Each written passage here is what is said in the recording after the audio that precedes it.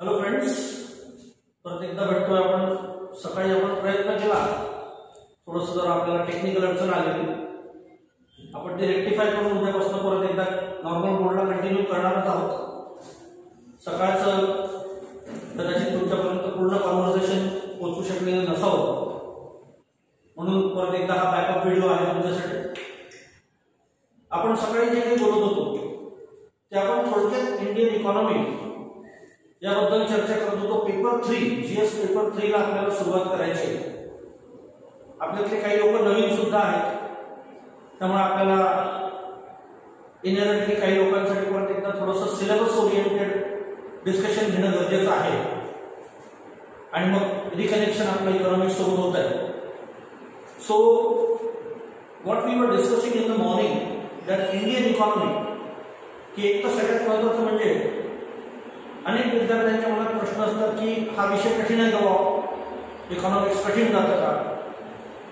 तसं जाण्याची अनेक कारणं असू शकतात, पण ओव्हरऑल हा विषय सगळ्यात सोपा विषय, याच्यासारखा सोपा विषय जगात दुसरा कुठला नाही. कारण आपल्या रोजच्या सगळ्याच गरजांची पूर्तता करण्यासाठी आपल्याला इकॉनॉमिक्सचं नॉलेजच वापरावं लागतं. आणि त्याच्यामुळे मी असं नेहमी म्हणत असतो की प्रत्येक व्यक्ती हा इकॉनॉमिक्सचं नॉलेज असलेला व्यक्ती असतोच. फक्त एवढंच आहे, त्यांनी तो कन्सेप्च्युअली किंवा अकॅडमिकली तो अभ्यास केलेला नसतो कदाचित. सगळ्यांच्याच बाबतीमध्ये तसं नसतं, आणि म्हणून हा कठीण वाटू शकतो, पण कठीण नाही तो विषय, सगळ्यात सोपा असा विषय. आणि सगळ्यात महत्त्वाचं म्हणजे तो आपल्याला सोपा छान करून घेता येतो. त्यानंतर आपण इकॉनॉमिक्सचा अभ्यास हा पुस्तकाच्या बाहेरून सुद्धा करतो, रोजच्या दैनंदिन व्यवहारामध्ये सुद्धा तो अभ्यास होत असतो. आणि त्याच्यामुळे माझं असं तुम्हाला सल्ला असतो की इकॉनॉमिक्सचं अनड्यू बर्डन घ्यायचं काही कारण नाही. आणि मात्र एवढा प्रश्न आपल्या परीक्षेचा, तर आपल्याला माहीतच आहे की इतर सगळ्या विषयांसारखंच इकॉनॉमिक्स सुद्धा आपल्याला इंटिग्रेटेड मॅनरमध्येच अभ्यासावं लागतं. इंटिग्रेटेड मॅनरचा अर्थ काय, तर प्री कम मेन्स किंवा मेन्स कम प्री काय आपण त्याला म्हणतो, त्या पद्धतीनेच अभ्यासावं लागतं. कारण त्यातले काही जे मुद्दे आहेत आपल्या सिलेबसमध्ये, ज्याचा विस्तार हा आपल्याला मुख्य परीक्षेच्या सिलेबसमध्ये दिसतो, मेन्सच्या सिलेबसमध्ये दिसतो, आणि काही मुद्दे हे अगदी स्केची पद्धतीने, अगदी टचअप पद्धतीने प्रिलिम्समध्ये मेन्शन केलेले दिसतात. त्यामुळे जर का आपण इंडिव्हिज्युअली पूर्व परीक्षा किंवा मुख्य परीक्षेचा सिलेबस बघितला तर आपल्याला फार काही त्यांना बोध होत नाही की एक्झॅक्टली त्यांना काय आणि किती सांगायचं आहे आपल्याला, की अभ्यास झाला पाहिजे. पण जर का दोन्ही सिलेबस एकत्र केले तर ते आपल्या लक्षात येतं की आपल्याला या गोष्टींचा अभ्यास सहसा करावा लागतो. आणखी एक गोष्ट जी मी नेहमी सांगत असतो की प्रिव्हियस इयर्स क्वेश्चन पेपर्स बघितले तरी ते आपल्याला लक्षात येतं की आपल्याला नेमक्या कुठल्या गोष्टींचा अभ्यास त्याच्यामध्ये करावा लागतो. आणि म्हणून थोडंसं जर का सिलेबस ओरिएंटेड आपण विचार केला तर मुख्य परीक्षेमध्ये आपल्या पेपर 3 जीएस पेपर 3 ला Indian economy, economic development, social development, inclusivity असे काही शब्द वापरलेले दिसतात. त्या पेपरमध्ये सायन्स अँड टेक्नॉलॉजी आणि सिक्युरिटी इश्यूज सुद्धा आहेत, पण आपल्याला इकॉनॉमिक्स पुरतं मर्यादित राहायचं. आणि प्रिलिम्समध्ये अगदी एका ओळीमध्ये Indian economic development and social development, poverty, inclusion, demographics, sustainable development असे काही शब्द म्हणून त्या ठिकाणी मोकळी झाली आहे यूपीएससी. पण मग नेमकं कुठले कुठले चॅप्टर्स वाचायचे, नेमकं इकॉनॉमिक्स शिकायचं की इकॉनॉमी शिकायचं, असे भ्रम निर्माण होऊ शकतात. तर त्याचं उत्तर आहे इंडियन इकॉनॉमी, भारतीय अर्थव्यवस्था हा आपला मेजर फोकस असणार आहे. इकॉनॉमिक्स आपल्याला काही प्रमाणात कन्सेप्च्युअल ओरिएंटेशनसाठी शिकणं भाग आहे, पण आपल्या अभ्यासाचा मॅक्सिमम भाग हा इकॉनॉमिक्स नसून इकॉनॉमी असणार आहे, हे पहिल्यांदा क्लिअर असतो. At the same time integrated अभ्यास आपल्याला करायचा म्हणजे पहिल्यांदा आपल्याला हे बघावं लागेल की कुठल्या कुठल्या चॅप्टर्सचा अभ्यास साधारणतः आपल्याला ब्रॉडली स्पीकिंग करायचा आहे. तुम्ही जर का मेन्सचा अभ्यासक्रम बघितला तर त्याच्यामध्ये तुम्हाला दिसेल की गव्हर्नमेंट बजेटिंग असा शब्दप्रयोग आलेला आहे, इन्क्लुझिव्हिटी असा शब्दप्रयोग आलेला आहे, त्यानंतर सोशल डेव्हलपमेंट असा शब्दप्रयोग आलेला आहे, आणि बाकीचे जे 3-4 शेवटचे टॉपिक जे दिसत आहेत ते आपल्याला साधारणतः ॲग्रिकल्चर फोकस असलेले टॉपिक दिसत आहेत. इंडस्ट्री असा शब्दप्रयोग आलेला आहे, लँड रिफॉर्म सारखी फ्रेज वापरली गेलेली आहे.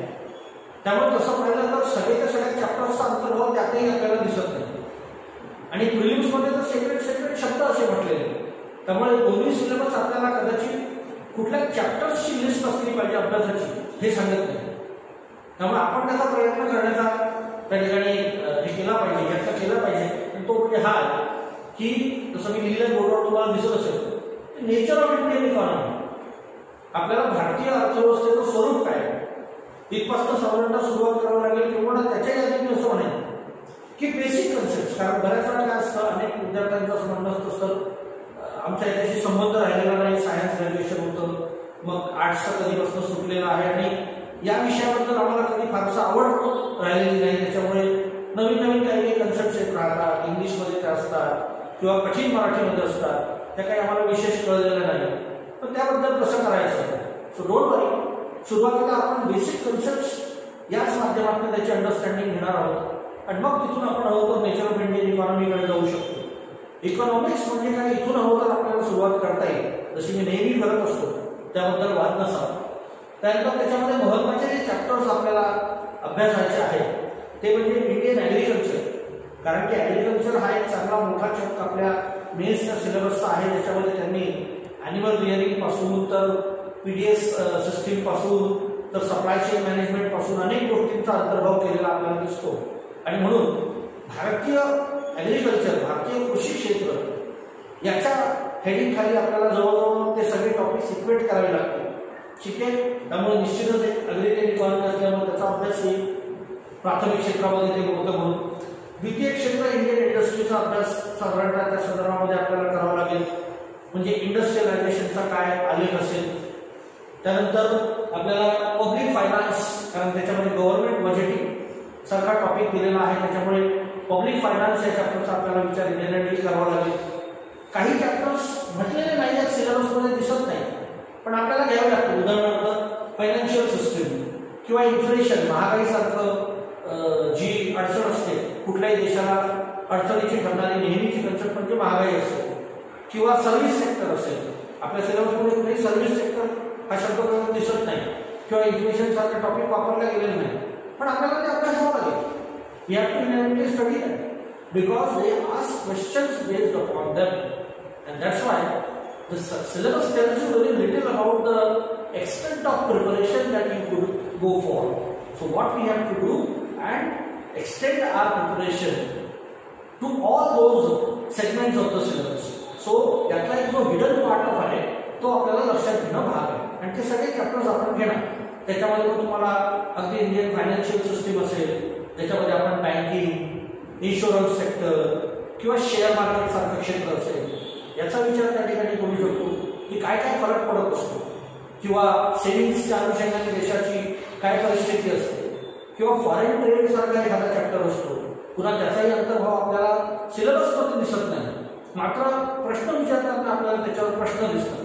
बरं, काही शब्द हे मेन्समध्ये आहेत तर ते प्रिलिम्समध्ये नाही आणि काही प्रिलिम्समध्ये आहेत तर ते मेन्समध्ये नाही, मात्र त्याचा अंतर्भाव दोन्हीकडे आहे. इम्प्लिसिट ज्याला आपण म्हणतो ते असं दोन्हीकडे आहे. फॉर एक्झाम्पल डेमोग्राफिक्स हा शब्द तुम्हाला प्रिलिम्समध्ये दिसतो, पॉवर्टी हा शब्द प्रिलिम्समध्ये दिसतो पण मेन्समध्ये दिसत नाही. किंवा social sector initiative of the government अशी फ्रेज तुम्हाला प्रिलिम्सच्या सिलेबसमध्ये वापरलेली दिसते जी मेन्समध्ये दिसत नाही. त्यामुळे एक आपल्याला इंटिग्रेटेड अंडरस्टँडिंग या संदर्भात घेणं लागेल आणि म्हणून त्याच पद्धतीने आपण इंडियन इकॉनॉमी पेपर 3 चा विचार मेन्स नोकरीच्या अनुषंगाने करणार आहोत.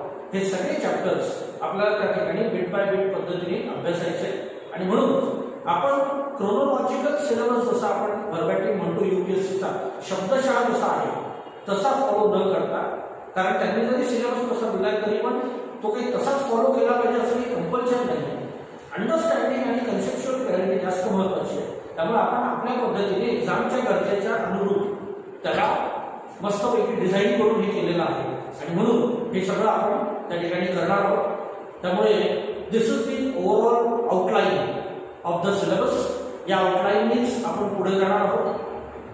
आज आपल्याला जरी थोडीशी टेक्निकल अडचण आली तरी पण आपण आता त्याच्यावर सरमावून करून उद्यापासून रेग्युलर लाईव्ह क्लासेसमध्ये ती अडचण येणार नाही याचा पुरेपूर प्रयत्न करून पुढे जाणारच आहोत. त्यामुळे उद्यापासून आपण सिलेबस त्या ठिकाणी कंटिन्यू करू इंडियन इकॉनॉमीचा. उद्या मी थोडक्यात तुम्हाला हेही सांगेन की ते कशातनं वाचायचं, कशा पद्धतीने वाचायचं, एक ओव्हरव्ह्यू सिलेबसचा जो आज आपण घेतलाय त्याच्यावर कॉन्क्रीट चॅप्टर्स अनुषंगाने आपण सुरुवात उद्यापासून करू. त्याबद्दल मी तुम्हाला सांगेन, सोर्सेस बद्दल सांगेन.